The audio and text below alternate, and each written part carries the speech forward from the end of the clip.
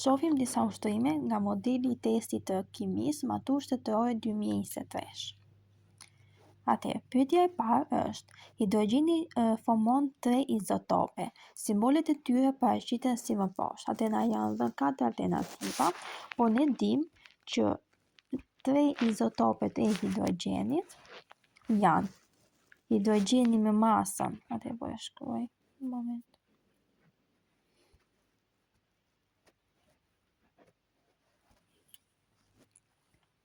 Po e shkruaj diku këtu lart. Pra kemi hidrogjen me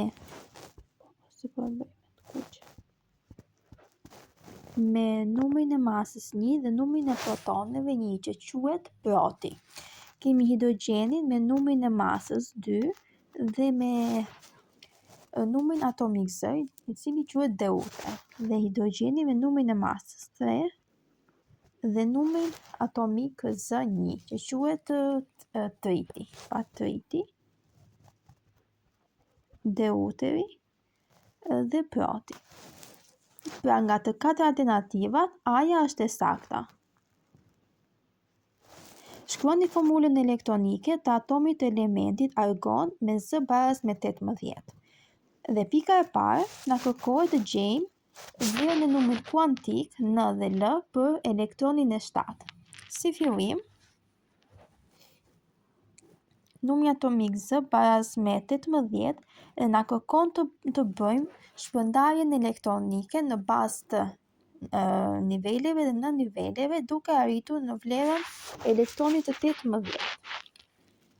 1s2 2s2 për 6 deri tani janë 10 elektrone. 1s2, 2s2 për 6, 3s2 për 6. Pra 1s2, 2s2 për 6, 3s2 për 6, 10 edhe 8, 18. Gjejmë vlerën e numrit kuantik N dhe L. Numri kuantik N shpreh numrin themelor, ku shpreh nivelet energjetike, ndërsa numri kuantik L është numri sekondar, cili varet në mënyrë të drejtë për drejtë nga numri kuantik themelor dhe shpreh në numrin e nën niveleve energjetike. Tani, në pikë së pari, ne duhet të gjejmë në cilën nivel dhe në nivel ndodhet elektroni I 7 sipas radhës së mbushjes. Tek niveli I parë kemi vetëm 2 elektrone. Tek niveli I dytë kemi 2 elektrone tek në niveli S, kemi dhe 6 elektrone tek në niveli P. Atëherë shohim që në niveli P kemi të vendosur elektronin e 7. Sepse 2 këtu edhe 2 4 bie që elektroni I tretë tek në niveli P është elektroni I 7.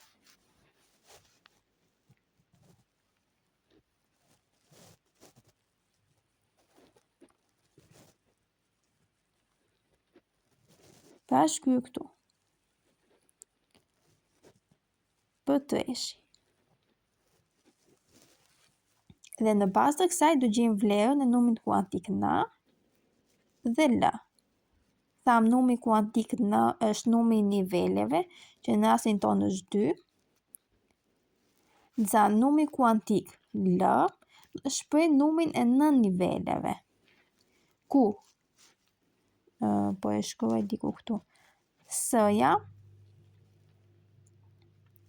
ka në nivelin 0, P-ja ka në nivelin 1, D shprehet me anë të në nivelin 2 dhe F në nivelin 3. Atë me qenë se kemi në nivelin P, atë loja është barabartë me 1. Gjithashtu të përcaktohet grupi dhe perioda që bëjnë pjesë ky element. Atë grupi, perioda. Grupi përcakton numrin maksimal të elektroneve valentore të shtresës së jashtme, i cila është kjo. 62, 8, 5, 6, 7, 8. Tani përcaktojmë nëse i përket grupeve A apo B, në qoftë se niveli i jashtëm ka në nivelet S dhe P, atë elementi është grup A. Në qoftë se do kishte në nivelet S, D, P, D, atë do ishte grupe B. Perioda përcakton numrin maksimal të niveleve, që është 3. Pa ky element argoni, përcaktuam numrin kuantik N dhe L për elektronin e 7, dhe në bazë të këtyre të dhënave ne përcaktojmë dhe grupin periodën, ku perioda ishte numri maksimal i niveleve, grupi ishte numri maksimal i elektroneve të shtresës valentore pa të shtresës së jashtme. Ushtrimi i tretë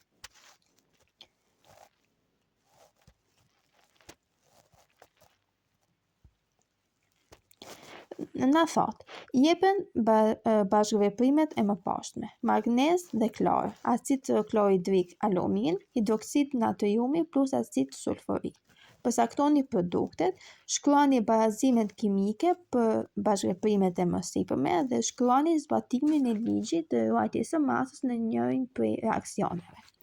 Atëherë, së pari kemi magnez plus klor, pa kemi bashkëveprimin e një metali me një jo metal, i cili do na formojë një krip. Atëherë, kemi magnez plus klor. Klori është diatomik, për këtë arsye e vendosim Cl2. Mg Cl2.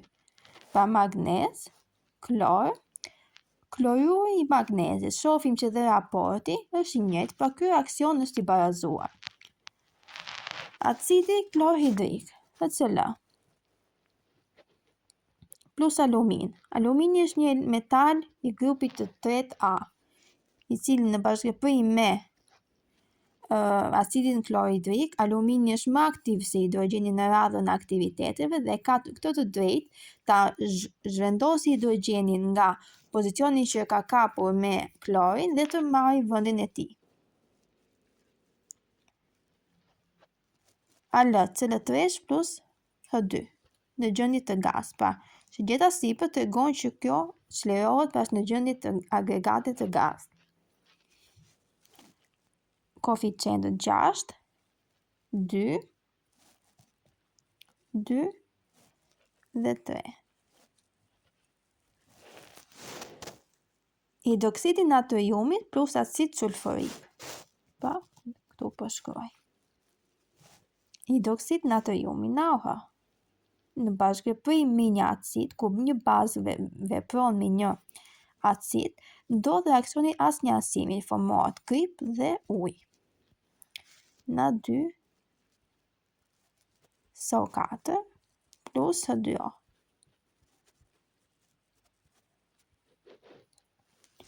Ndosim një dysh këtu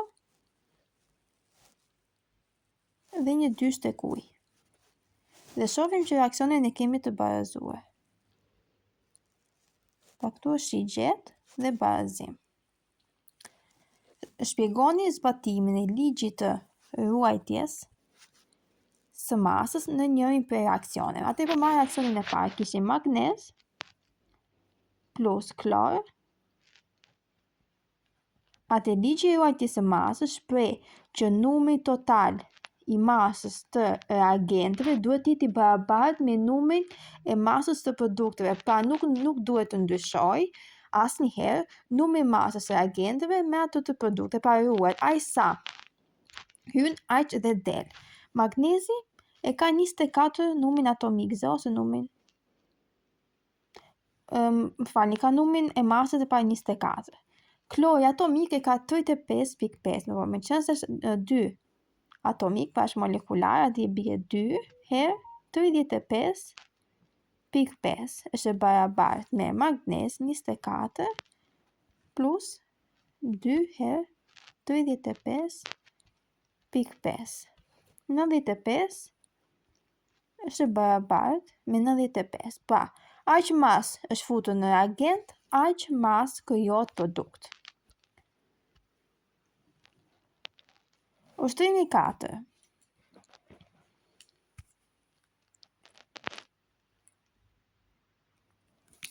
Ushtrimi 4 thot, jepen elementet litium dhe natrium me simbolet Li dhe Na.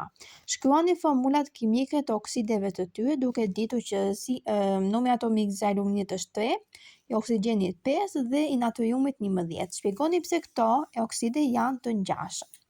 Atëherë, këto dy metale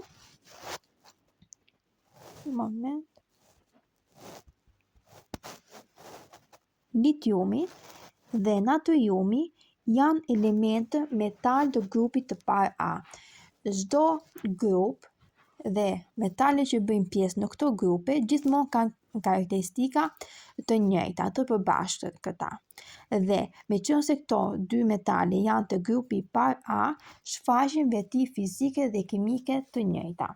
Dhe këto, ku bashkëveprojnë me oksigjenin, meqense janë metale, do të formojnë okside bazike.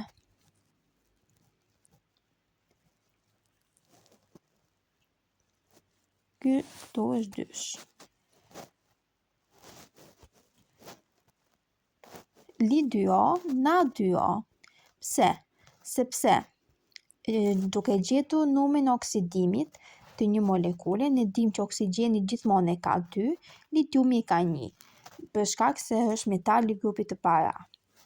Valencën maksimale e ka aq elektronet sa ka në shtresën e jashtme. Shërbimeja njëshit dhe dyshit është 2, 2 pjesëtim për 1, 2, 2 pjesëtim për 2, 1. Dhe gjithashtu e njëjta rregull është dhe për oksidin e natriumit.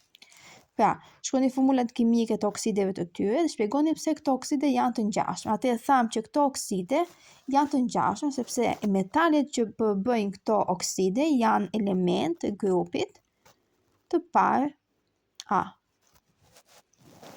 Shkruani formulat kimike të oksidit të kalciumit dhe hidroksidit të magnezit. Atë kemi dy klasa të ndryshme në kimi. Kemi oksidin e kalciumit, që është oksidet, oksid bazik. Kemi dhe hidroksidin e magnezit, që bëjmë pjesë tek bazat. Kalciumi është elementi i grupit të dytë A, ka valencën 2, oksidi ka valencën 2. Shohim që formula përfundimtare e oksidit të kalciumit është CaO. Tani, hidroksidi i magnezit, vetë grupi OH ka numrin e oksidimit -1. Ky e ka +2. Atë nga formula totale e hidroksidit të magnezit është MgOH 2. Ushtrimi 6. Përqindja e elementit squfur te formula kimike dioksidi i squfrit është, jepen alternativat. Atëherë, kemi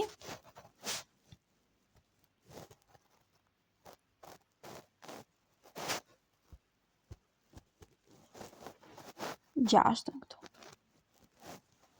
SO2-shi, për të gjetur përqindjen e një atomi në një molekull të caktuar, përqindja përcaktohet masa e atij elementi ndaj masën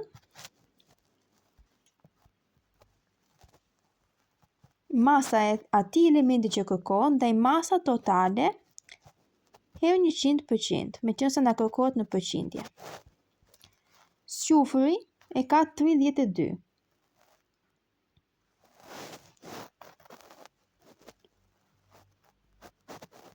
Ndaj SO2-shi që është 64. Masa totale, si e gjeta atëherë? Numri atomik ose masa e krahasuar e squfurit plus masa e krahasuar e molekulës O2. Duke ditur që oksigjeni atomik është 16, 16 herë 2 32 plus 32 64 herë 100%. Përqindja del 50%. Dhe në këtë rast është alternativa D. Ushtrimi 7.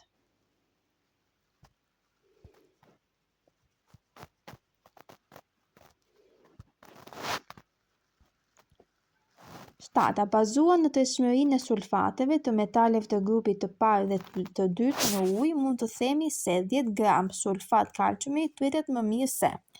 Atëherë për të bërë këto lloj ushtrimesh duhet t'i radhisim një metale. Kemi natrium që është metali grupit të parë A. Pra kemi të elementi të përgjigje alternativa e fundit. Pastaj kemi magnez, kalcium, stroncium dhe barium, që janë elementet e grupit të dytë A. Dhe tërshmëria e sulfateve ulet. I bie që sulfati i stronciumit është më i tërshëm se sulfati i bariumit, dhe kështu me radhë, sulfati i kalciumit është më i tërshëm se sulfati i stronciumit. Sulfati i magnezit është më i tërshëm se sulfati i kalciumit. Dhe thuhet, mund të themi se sulfati i kalciumit tretet më mirë se sulfati i stronciumit. Atëherë është alternativa B. Ushtrimi 8.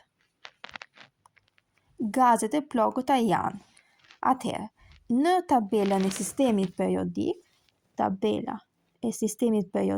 gazet e plogëta gjenden në grupin e 8A, të cilët janë heliumi, argoni, neoni, kriptoni, xenoni dhe radoni.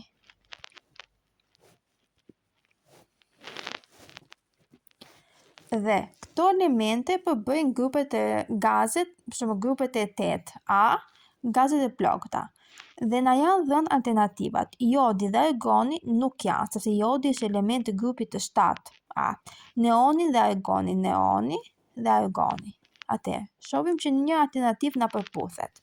Fluori dhe heliumi. Fluori është element i grupit të 7A. Bromi dhe kriptoni. Bromi gjithashtu është element i grupit të 7A. Atëherë bie që është alternativa B.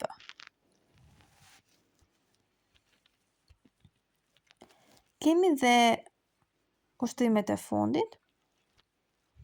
Simboli i elementit, atomi të cilit ka rrezën atomike më të vogël. Pra thash që te këto ushtrime duhet t'i radhisim si fillim metalet.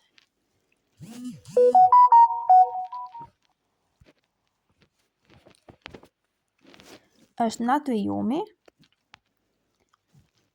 magnezi, alumini dhe silici. Atëherë, shohim që këto elemente janë elementet e periodës së tretë. Dhe dim që duke u zhvendosur nga ana e majt, pa brenda periodës, duke u zhvendosur nga ana e majt drejt anës së djathtë, rrezja zvogëlohet. Sepse rritet numri atomik Z. Z-ja rritet. Edhe themi që silici ka rrezën më të vogël se alumini. Alumini ka rrezën më të vogël se magnezi. Rrezja e magnezit është më e vogël se rrezja e natriumit. Simboli i elementit, atomi të cilët ka rrezën atomike më të vogël. Aty bie që është silici. Thoni pohimi që nuk është i saktë. Alumini ndodhet në grupin e 3A dhe periodën e 2. Këtu pam që alumini te kushtimi 9 ishte perioda e 3. Pra kjo nuk është e saktë. Heliumi ka 2 elektrone në shtresën e jashtme, kjo është e vërtetë. Hidroksidi i natriumit shfaq vetime më të dobëta bazike si hidroksidi i kaliumit. Atëherë, tërshmëria e hidroksideve tek grupeve A, po them, ose grupin e parë A, tërshmëria duke u zhvendosur nga lart poshtë zvogëlohet. Pra është e vërtet. Fluori është elementi më elektronegativ i sistemit periodik. Kjo është e vërtet sepse N-ja është barabartë me 4. Pra kromi, ushtrimi 11 me numër atomik Z 24, mangani